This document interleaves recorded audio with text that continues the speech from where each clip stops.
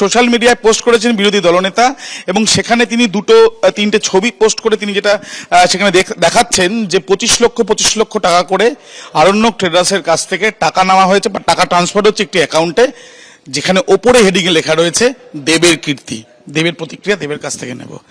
পোস্টটা দেখেছেন? অফকোর্স দেখেছি।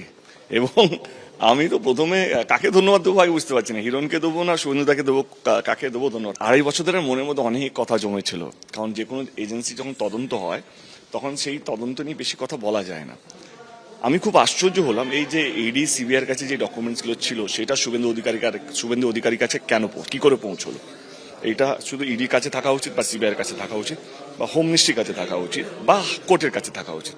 এই 4 জনের বাইরে আমার মনে হয় না এই ডকুমেন্টসগুলো যাওয়া উচিত। This is a very confidential document.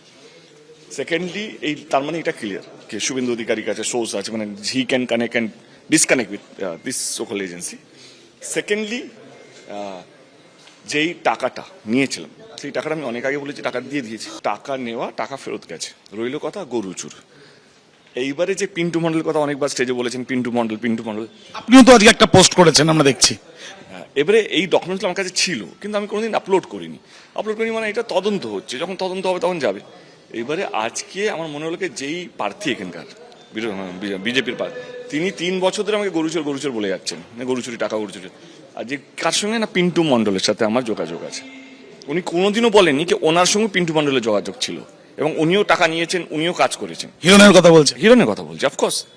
এবং আজকে সেই পোস্টারটাও দিয়ে দিলাম কে উনি সবচেয়ে আগে ওনাকে চেনেন, আমার চেয়ে আগে চেনেন আর কি। উনি আমার আগে পিন্টু মন্ডলের সঙ্গে কাজ করেছেন, টাকা নিয়েছেন, তার মানে তো উনিও তো গরুচোর।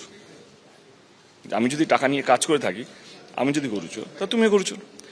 এবার আমি আজ অব্দি এটা বলিনি, কারণ আমার হলো ভদ্রতা থাক না, আমি আমারটা বুঝি না, কারণ আমি বুঝি কি একটা গায়ে কাদা ছুটলে কতটা কষ্ট হয় সেই কাদাটাকে বেরোনো। আমি আজ অব্দি ডাইরেক্টলি অ্যাটাক করিনি, কিন্তু আজকে শুভেন্দুদা সেই সুযোগটা আমাকে করে দিলেন। এবং যেহেতু উনি তথ্য রেখেছেন তার জন্য আমার সুবিধা হলো কেসটা নিয়ে বলার অ্যাকচুয়ালি আমার কেসটা কি। এবং আমি যদি অ্যাকিউজ হই বা আমার তো অ্যাকিউজ করেন ভগবানের আশীর্বাদে, ED and CBI they have been extremely good to me.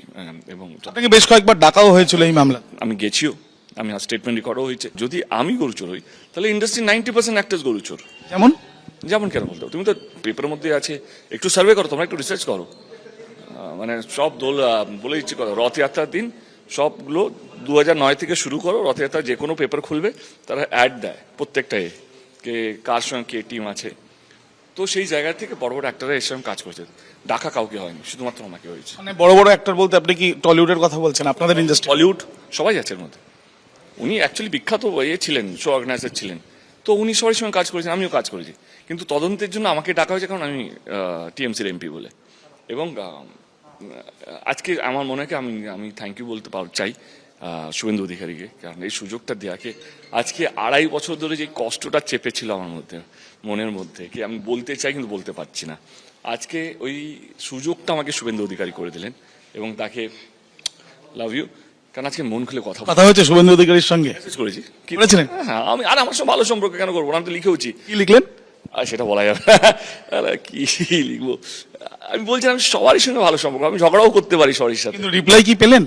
আমি ব্যস্ত মানুষ, আজকে লাস্ট দিন প্রচারে, তো ওনার ওপর 42টা সিটে চাপ পড়েছে, তো একটু চেপে আছেন আমার মনে হয়। তো আমার মনে হয় কি এই চাপটা 4 জুনের পর খুলবে, এবারে চাপটা তখন বাড়বে না কমবে সেটা দেখার বিষয়। আপনার প্রতিদ্বন্দ্বী হিরণ চট্টোপাধ্যায় তিনি আজকে মন্তব্য করেছেন যে আপনি বলেছিলেন যদি কোনো রকম কেউ তথ্য দিতে পারে বা প্রমাণ দিতে পারে তাহলে আপনি সিনেমা ছেড়ে দেবেন করা বা ফিল্ম করা ছেড়ে দেবেন, তাহলে এবার আপনি কি ছাড়ছেন? উনি প্রশ্ন করেছেন আপনাকে। আরে এটা তথ্য, এটা কিসের তথ্য? একটা ডায়েরিতে যে কোনো দেব হতে পারে, ওটা তথ্য? ডায়েরির পাতাতে দেখা যাচ্ছে ঘড়ির টাকা 6,40,000 টাকাই চিনি না। এনামুল হকের উনি অভিযোগ করছেন। উনি অভিযোগ করেননি, এরা অভিযোগ করছে। যার ডায়েরি সে বলছে না দেব, আমি দেব, একটা দেব হিরণের তরফ থেকে বলা। ও তো মানে আজকে তো ও গরুচোর সবচেয়ে আগে। দাদা আপনি তো সবচেয়ে আগে গরুচোর, আজকে তো প্রমাণ দিলাম, ফটো দেখালাম, ফটো কে আপনি পিন্টু মন্ডলের গ্রুপের সাথে দীর্ঘদিন ধরে কাজ করেছেন। এবারে টাকাটার ব্যাপারে, টাকাটা আমি একটু পরে আপলোড করব। তাহলে ভোটের ঠিক আজকে শেষ দিনের প্রচার, আপনি প্রচারেই একেবারে রয়েছেন, কিভাবে দেখছেন বিষয়টিকে? হঠাৎ করে ভালোভাবে আমার মনে হয় 50,000 লিড বাড়বে আমার এই আজকের দিনে। মানে 25-50 লক্ষ টাকা নেওয়ার অভিযোগ ছিল। 50 লক্ষ টাকার জন্য 50,000 ভোট বাড়বে আমার। এই যে মিথ্যে মামলায় জোর করে আমাকে ফাঁসানো হচ্ছে, এবং আজকে তো ক্লিয়ার মোটামুটি একটা ডায়েরির মধ্যে একটা নাম থাকলে যে কোনো নাম হতে পারে, তুমি প্রমাণ করবে কি করে দেবে ওইটা? এবং আমি তো নিই না, আমি লোকটাকে চিনি না, আমি তো এখনো বলছি নিই। সেকেন্ডলি যে টাকাটা, এবার সেই টাকাটা ফেরত দিয়েছি।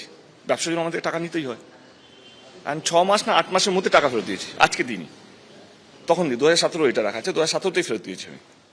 তাহলে বলুন, তাহলে আমি অ্যাকিউজ কোথায় হলাম? আপনি পোস্ট করে বলছেন, যেটা আপনার পোস্টে এক্স হ্যান্ডেলে দেখা যাচ্ছে, আপনি শুভেন্দু অধিকারীকে বলছেন যে মুখ্যমন্ত্রী হবার স্বপ্ন ছিল আপনার, কিন্তু আপনি কাউন্সিলর করে দিল হিরণ, একটু এলোবোরেট করবেন? আরে না, মানে মুখ্যমন্ত্রী যা হয় তা তো বড় বড় জিনিস নিয়ে থাকে, মানে he is coming to world লেভেলে চলে এসছে, মানে যার কোনো ভিত্তি নেই। একটা তুমি হ্যান্ড ডায়েরি, যেখানে তুমি তো নিজে লিখে দেবের নামটা লিখে দেখিয়ে দিতে পারো এটা পেয়েছি, তাই তো?